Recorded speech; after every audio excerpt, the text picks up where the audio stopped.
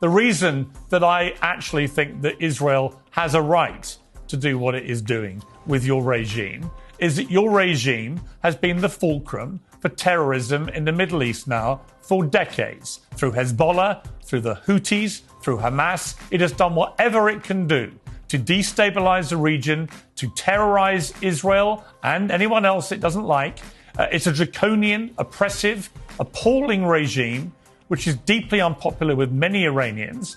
And every time I've seen you appear in the last few days, you've had a big smirk grin on your face, as if somehow you know better than everybody else, and that somehow we are misinterpreting your rulers and your regime, and that you're all a bunch of really nice people who have nothing but good intentions for the rest of the world, when in fact it's the complete opposite.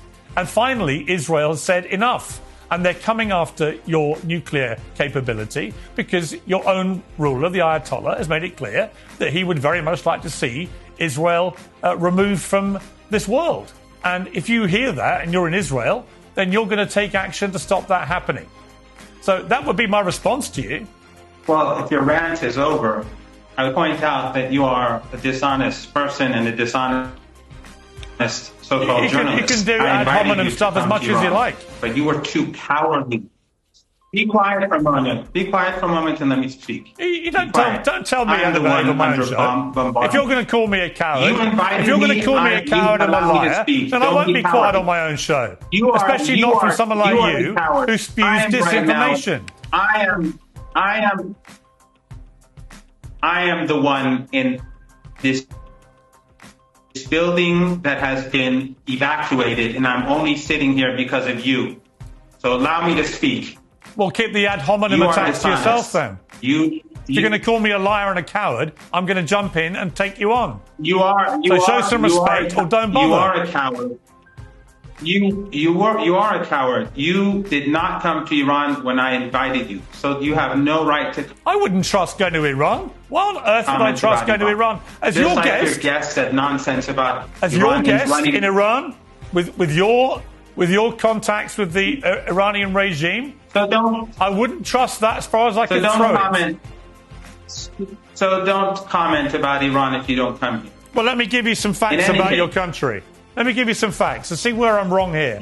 Women face severe restrictions when it comes to marriage, divorce, inheritance, child custody, and so on. Compulsory veiling, punishable by flogging and prison sentences. Women punished for bad dressing, defined as exposing any body parts below the neck.